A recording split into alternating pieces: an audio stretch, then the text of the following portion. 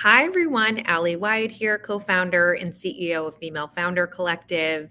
I'm super excited to be here today in this series with somebody I have long admired and followed her journey and her work and her extraordinary career, and that's Amy Porterfield. I'm going to jump into what she does in just a moment if you don't already know her, although I do feel like she's a household name.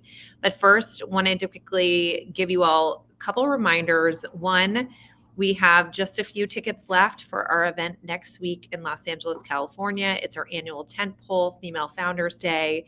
It's a day of learning, networking, and hopefully helping to uplevel your business. We also have our cohort for the 10th house, which is our private membership community that is closing on April 14th. So you still have time, a month left, but the application is a somewhat lengthy process. And just as a quick reminder of what the 10th house offers, it's a way to connect with fellow founders by stage, industry, geography, in order to help get through this crazy journey that is entrepreneurship. We also have a number of vetted resources. We do programming that's sort of customized to what you are going through right now in your business so that we can help you to move through it, step forward, and succeed. So definitely join us there.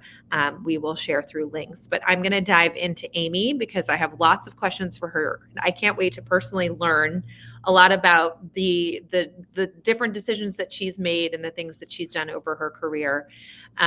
So just getting right in, known for her actionable, fluff-free approach to teaching and philosophy centered on going before her students so that everything she shares is proven to work.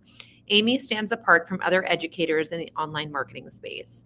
Now, Amy is launching her first book, 2 weeks notice. Award-winning entrepreneur delivers practical, proven plan that's helped thousands of women design their own destinies. 2 weeks notice is a guide to online business building that leaves no stone unturned for those looking to go all in on the life of their dreams. From corporate cubicle dweller to $72 million plus, that's correct, that's what you heard, in sales, 46,000 plus students, 42 million download podcasts, all from the comfort of where, when, and how she wants. Amy Porterfield has built a life she doesn't need a vacation from. I love that so much. I think that's what we should all strive for, and is on a mission to help millions of others do the very same. So, Amy, thank you for being here, first of all, and getting right into it. Of all of the business models that you could have tackled, what made you decide to go into online education? First of all, thanks so much for having me. I'm so honored. I love what you do. And so, of all the business models, I was a corporate girl. I always thought I'd be a corporate girl for life. And the last job I had, I worked for Tony Robbins and I was the director of content development.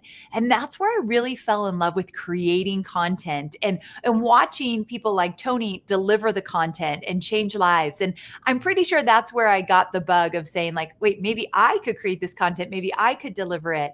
And I've always liked to be center stage. I actually don't like to be the show pony and all the things that I do, but I do like to teach. And so I knew I liked to teach. I knew I love to create content. So it just made sense that I could move in that direction. And I had seen it was starting to be really popular 14 years ago, creating digital courses, memberships, teaching online. So I came in at a time that it was really popular. And in terms of, in your book, you mentioned that it took you 6 months, right, to officially pull the plug and move away from your corporate career. Yeah. I think a lot of us struggle as founders to officially take that leap. So many women have these dreams in their head of what they would like to do, other passions that would help them feel like they were not on perpetual vacation. Yeah. Was there a certain trigger that ultimately was pressed in you that made you leave? And what did that process of leaving the corporate world look like? Yes, it was two things. So the first one was I had just gotten married and I never saw my husband because I had a corporate job where I traveled a lot. I got to work on the events that Tony Robbins did on stage. So I was traveling to different countries, different states, and I just was never home. And I knew that my marriage was my priority. And I knew that I would never be able to show up for it if I was always on the road. So that was number one. Number two, at the time, Tony had brought in a bunch of online business owners for a focus group. And I was in the meeting humbly enough to take notes, but I got to hear about their businesses. And what I knew for sure is they all had more freedom than I had. They were working when they wanted, where they wanted, how they wanted. I wanted a piece of that. I left my very last corporate job because I wanted more freedom. I wanted to call the shots. And so I was really clear about this desire for more freedom.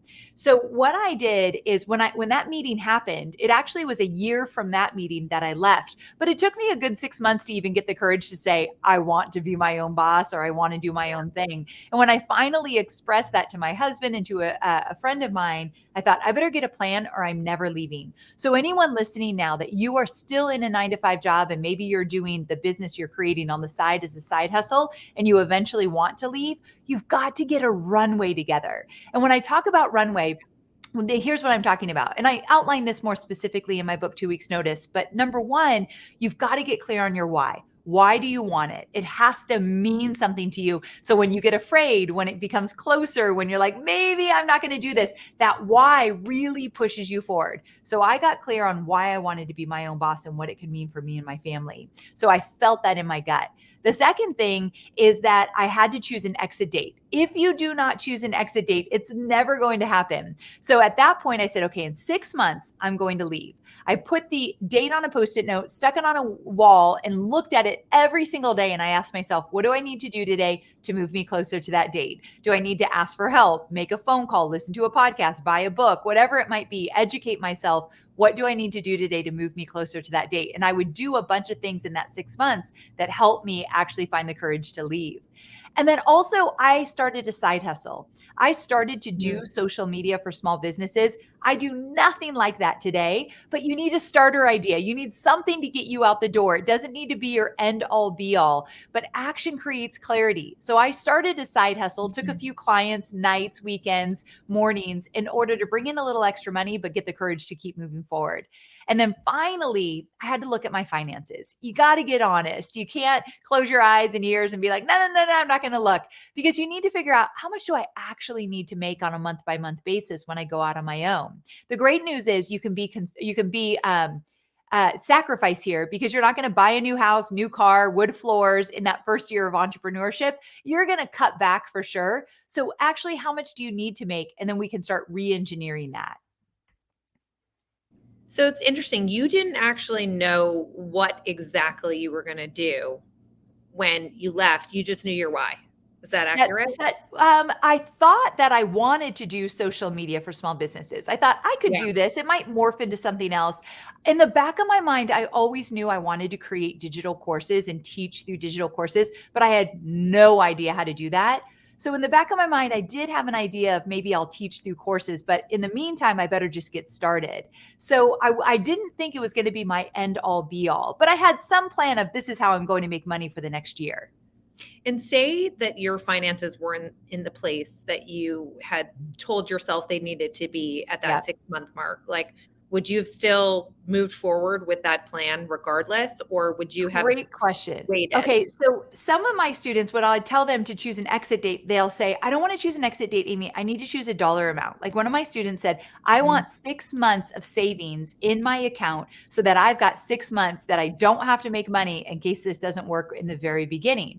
So some people don't choose an exit date, they choose a dollar amount. For me, I had a few $1,000s in the bank. So I thought, I can get by. And I had a husband. He wasn't making tons of money at the time, but he was making enough to get us by. So I had a little cushion. But if you're really, money anxiety is very real. Leaving a 9 to 5 job, a paycheck every other week to go out on your own, very real when that money anxiety comes up. So maybe your goal needs to be a dollar amount, and then you get aggressive to get to that dollar amount as fast as possible. I love that. Yeah, it feels very real when all of a sudden you look in your bank account and that amount is not there Yeah. that It's time scary. around. Yeah. It is. It's very concerning. So you've made $72 million plus in sales. You have 46,000 students and 42 million podcast episode downloads. Crazy, staggering numbers, incredible. When you dial it down to basics, Amy, what do you attribute your customer stickiness, conversions, and retention to? I know Oh, that's like love this question. the multi-million dollar question, but Yes. given you're in online education, I Yes. think So I always say my secret to success, and I believe this to my core, is that I, one, stay in my lane, and two, I have very few offers.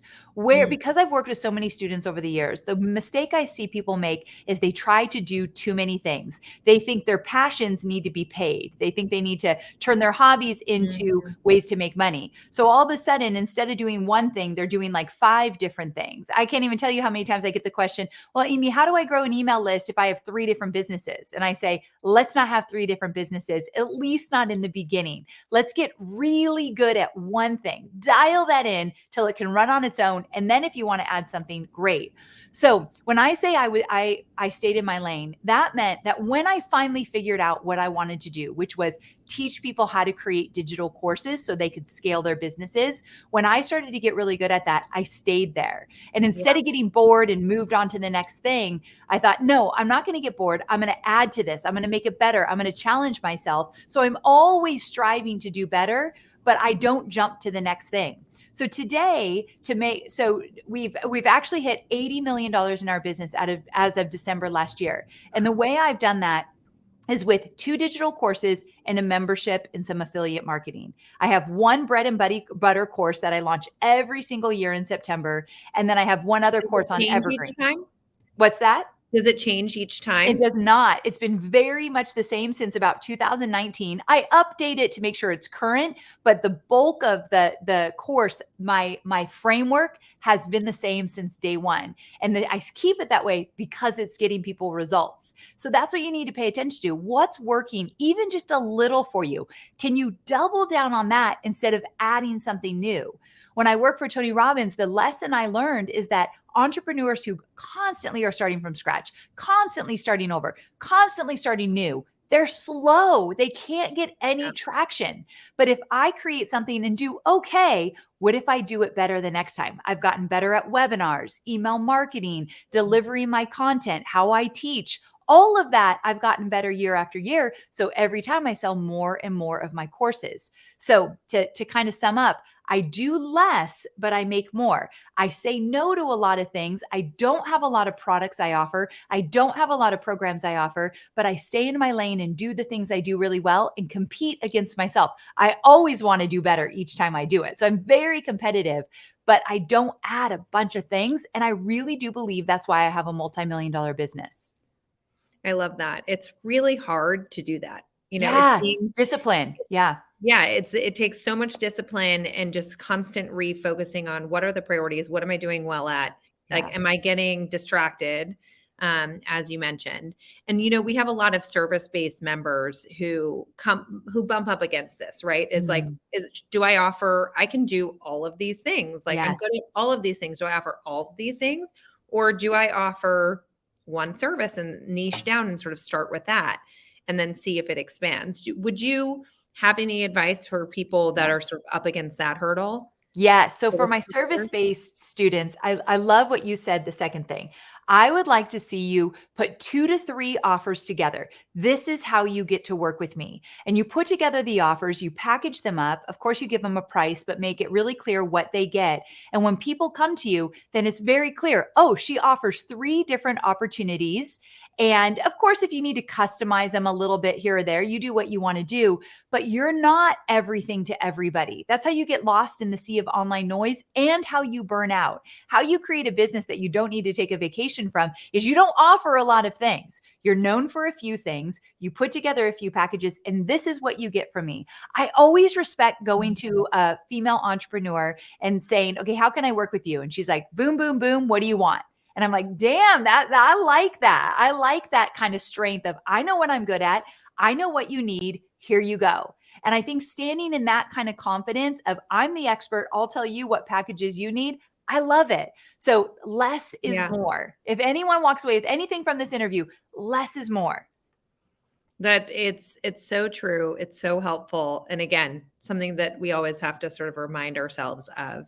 Um, so when you're sort of at that point as a business owner where you're setting up the business model, right? You're Yeah. trying to figure out, okay, what does this look like? Are there a few sort of initial steps that you recommend founders take when they're initially creating their business so they can streamline it and not constantly be fighting with time and money as two competing priorities all the time? Yes. So if you don't want to compete, time and money competing against each other, I think the first thing when my students come to me, and I wrote a book of how to start from scratch, like how to start a business from nothing. And so the first question I got asked all the time is like, where do I start? So of course, backing up, we want to start with why. Why do you want to be an entrepreneur? Why do you want to create this business? We got to get clear on the why. And then from there, we got to get clear on who you serve and how you want to serve them. Again, just a starter idea. I really do believe most people's businesses in the first year look dramatically different 10 years from now. Things will evolve, things will change, but allow yourself to have that starter idea.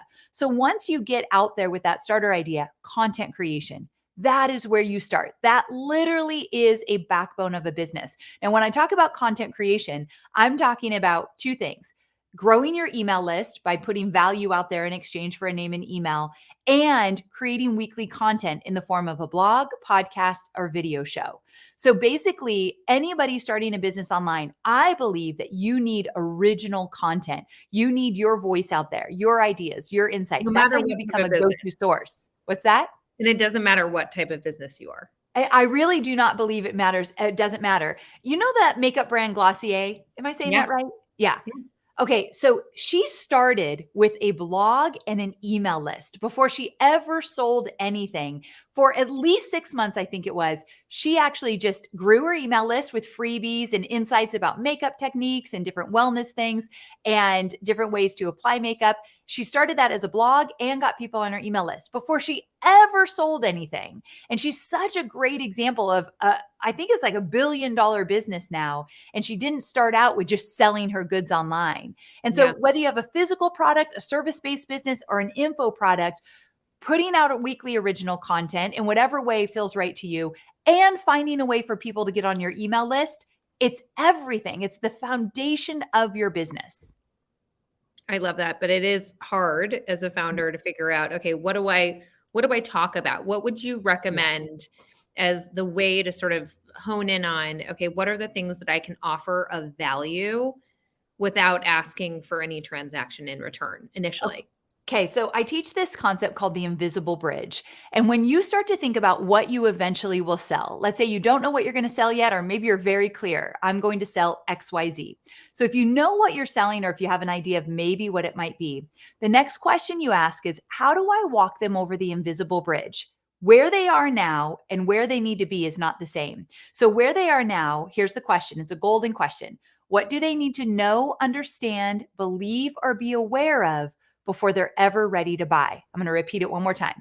What do they need to know, understand, be aware of, or believe before they're ever ready to buy? So it's something as simple as makeup. Maybe they need to understand what are the initial pieces or initial makeup applicators that you need, like the brushes, the sponges, all of that. If you kind of get that technique down, now you're feeling a little confident and you're like, maybe I'll get that eyeshadow palette, or maybe I'll try that new blush, because you've got the brushes and you're kind of excited. So it's like, where are they right now? And what do they need before they're ever ready to say, okay, I'm ready to spend money? Here's one more example in the info world. I teach people how to create digital courses. Before anybody spends $2,000 with me to learn how to create a course and launch a course online, they're going to need an idea for a digital course. Before you have an idea, you don't want to work with me. You're not as excited. So my freebie to get people on my email list is how to come up with an idea for a digital course. Once they have the idea, the next question is, all right, Amy, how do I do this? I'm excited. I got this great idea. Let's go. Teach me Mhm. how.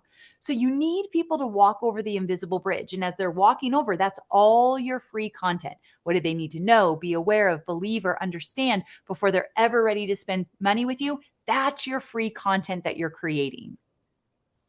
So for us, for example, it would be, how do I set up a business? right? What Yeah, are sort of the initial steps, sort of like your conversation around how do you set up a course? So exactly. for entrepreneurs who are maybe looking to start a service-based business, or they are trying to figure out like what is my sweet spot, what is my passion, what can I sell, and what should I focus in on, maybe if I have a myriad of different things that I feel like I'm good at or I can offer. How do you get clear on that, Amy? Okay, I love this question because this is where I teach the sweet spot formula. And I teach this in my book, 2 Weeks Notice, as well, but I'll go through it really quick. There's 4 different quadrants, and this is coming up with your starter idea so you don't overthink it. The first quadrant is, where have you gotten results? What are you good at, both personally and professionally? Now, when I ask that, some of you, especially your audience, because you have a bunch of beautiful creative women, they might say, well, I'm good at a lot of things. I've gotten a lot of different results, and I can create a business on this or that. So if you come up with too many ideas, find the easy thing. Like I Mhm. never cut corners, but I do believe in let it be easy. What could you hit the ground running with? What is something you could do in your sleep? What is something that comes easy to you? If you enjoy it, maybe that's where we start. But the first quadrant is, where have you gotten results for yourself or for somebody else? What are you good at? What do people ask you to help them out with? Where is your expertise? That's where we're going to start. The second quadrant is, what problem do you solve or what desire do you meet? So based on your expertise, what problem are you going to solve? Or what desire are you going to meet with that? It's very important. Marketing 101, we've got to solve a problem or meet a desire. The third quadrant is, what are people paying for? So when you start to think about, okay, maybe I'm really good at meal prep. Maybe I could create a digital course teaching other people how to meal prep, everything that's involved. So my question is, do people pay for that? Yes. Okay, great. Are there books on it, podcasts about it, digital courses, coaching? Yes. Nutrition, wellness? Yes. So that's a good sign. It's a first validator. And then the final quadrant is, what lights you up. Notice I did not say what your life's mission, what is your purpose in this world? No, no, no. Just what lights you up. Do you enjoy talking about it? Do you enjoy teaching? Because as you know, Allie, if you're creating a business about it, you're going to eat, sleep, and breathe it for a very long time. So you at least have to enjoy talking about it. So those are the 4 quadrants to find that starter idea sweet spot. And then from there, action creates clarity. The rest will start to fall into place. And then after you find that sweet spot and decide it's worth pursuing, how do you actually turn it into an irresistible offers that others definitely want to invest in? And like, how do you find that specific price point too, right? Where Yes. I'm sure over time you might have had to sort of tweak your price points and Mhm. test things, but would love to get your thoughts on that. So the first thing you have to remember is pricing, you're going to have to experiment, and it likely is going to change as you go. And what I'd prefer is you start a little lower and go higher, where I've made the mistake in the Mhm. past. I went too high and needed to come down, which is a little bit humbling. And so Yeah. to be a little bit conservative in the beginning and then know you can raise your prices is more comfortable for the founder, just for the record.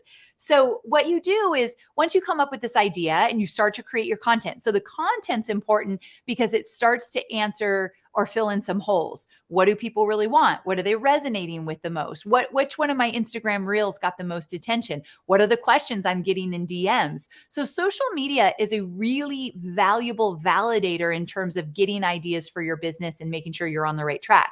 So we've got to listen more than we talk. We've got to ask our audience questions, do polls, get their feedback to start really developing this idea.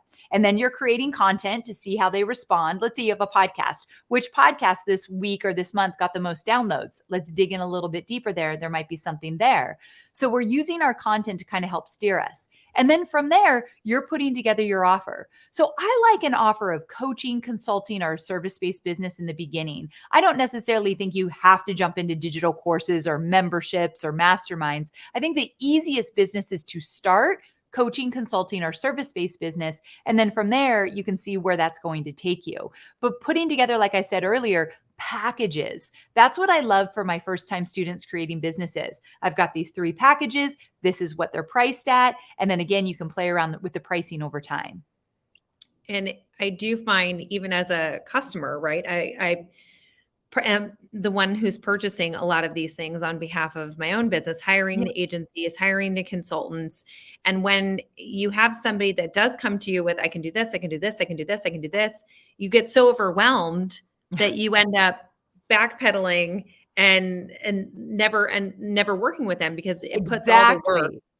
of packaging into your hands. And so I think there is also a great lesson there of making it easy for somebody to buy. And I had a previous sales manager teach me that as well. You have to make it super simple so that people know, okay, this is what I can sign off on, and it is a solution for me, and it's already prepackaged, and I don't have to do the work myself to try to figure out what I need. So Yes. I love that.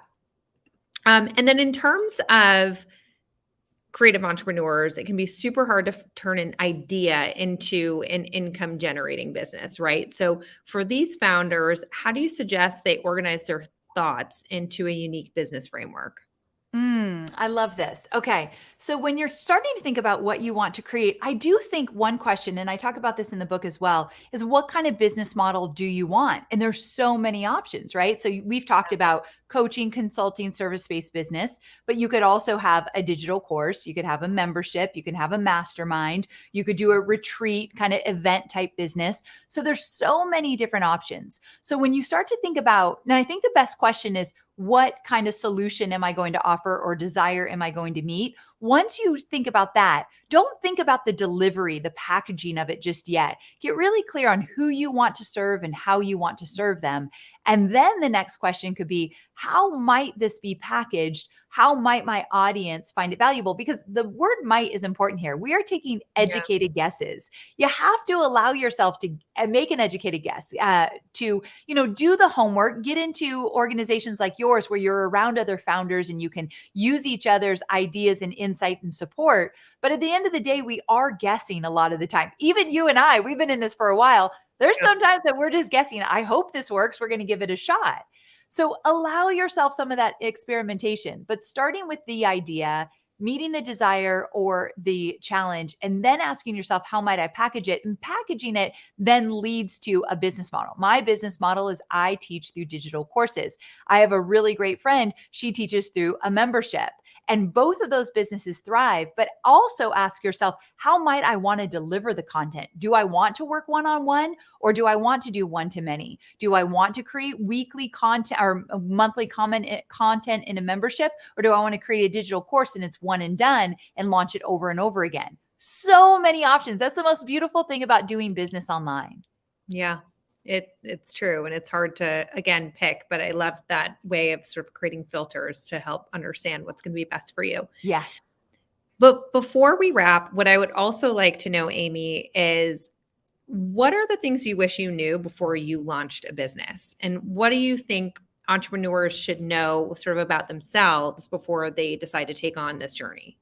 Okay, so two things. The first thing I wish I would have known is that there are going to be a lot of hit and misses. I'm not supposed to have it all figured out. A lot of my students don't get started because they think they need more time, more education, a huge business plan, more planning. No, no, no. Again, action creates clarity. So I tell my students, we've got to get started and the answers will come. And so, of course, a little bit of planning in the beginning, but not as much as most people think they need. I want people in action. I wish I would have just gotten in action earlier. I sat on the sidelines in a 9 to 5 job longer than I needed to. And so I wish I would have just gotten started and let myself figure it out. The second thing is that I didn't know that entrepreneurship was so much about personal growth. I didn't know that I would focus more on who I am and what I'm about, and all my strengths and weaknesses would be absolutely in front of me all the time. I didn't know it was such a journey of personal development. And I think that is beautiful. But as a new entrepreneur, I want you to lean into that, knowing that you're going to find things about yourselves that you love and that you don't love and that you need to improve, and pay attention to your mindset and your personal growth as much as the strategies and techniques you're going to use in your business. Because so much of what we do is mindset. I'd say 80% of what we do is how we think and how we feel. 20% is the strategies and mechanics that I teach my students all day long. But geez, it's been a journey of personal development for sure. Do you think part of that though is because you're in a service-based business or a coaching business where you are the brand, you're synonymous Mm. sort of with your business? Or do you think it would be the same for somebody who say is a little bit more behind the scenes and operating a sort of scaling an infrastructure or a larger sort of product or service business I through think technology? for Yeah, I think for a personal brand, the fact that I see my face everywhere, that I'm showing up to these interviews, I'm having to really develop everything, my content that I'm saying, definitely more intense as a personal brand. But I absolutely believe, let's say you're building a company brand, you're not necessarily the face, but you're calling the shots, running the show, starting to hire. All of that leadership growth is personal development. I think it happens for any type of entrepreneur if you take it seriously. But yeah, when Yeah. your personal brand is a little bit more in your face. Well, this is all just it's super helpful. I feel like I got a crash course in sort of rethinking also how we prioritize, how we think about our business, our quadrants, our sweet spot. Love That it. is incredibly helpful. Can you share where we can find you, where we can buy the book, how everybody can support you, Amy, because you support us in such a big way? Oh, thank you so much. So, my book, I'll show you what it looks like. 2 weeks notice. It's anywhere where you buy books online. So, what it looks like. And so, you could go grab that and use it as a guidebook. It's like a business Bible. It's not meant to be a quick weekend read. It literally is going to walk you through step by step how to quit your job. And if you've already quit, how to start a business from scratch. But in addition to that, I have a podcast called Online Marketing Made Easy. I talk about all the things I talked about today and so much more. So, you could check that out. But thank you so much. I love the work you do. I love this business you've built. The women that come into your collective are incredible. I know many of them. So I was Oh, honored to be asked to come here. Thanks again. we're so honored to have you. Thank you so much, Amy. Take Thanks, care. everyone. Bye.